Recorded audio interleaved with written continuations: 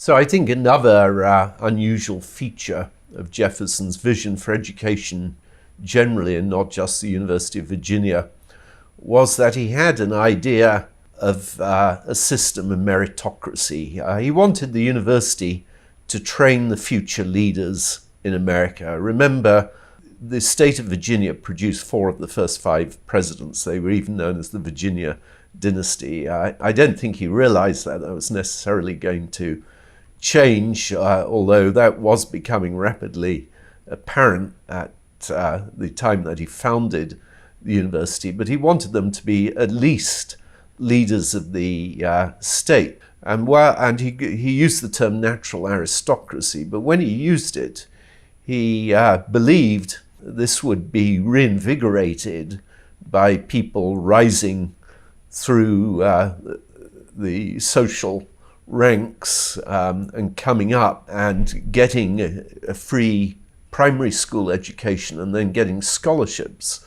And he wanted to have scholarships at the university. I mentioned he had even wanted the university to be free if possible, and he believed very strongly in competition and a system of examinations. It's worth remembering that many universities at this time, people didn't even bother to hang around for the examinations. They didn't necessarily need specific documents saying that they were qualified, and certainly the kind of aristocrats and gentry who attended Oxford and Cambridge usually just, it was somewhere that they went for a year, not somewhere where they were looking to have a terminal degree.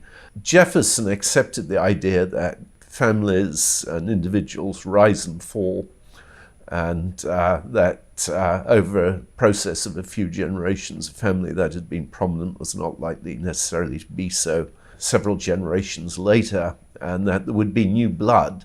And he wanted to encourage that. Now, it is one of the sad ironies in the University of Virginia that it actually became the most expensive university in America, and that the scholarships were absent initially, and that there were very few even when they introduced them.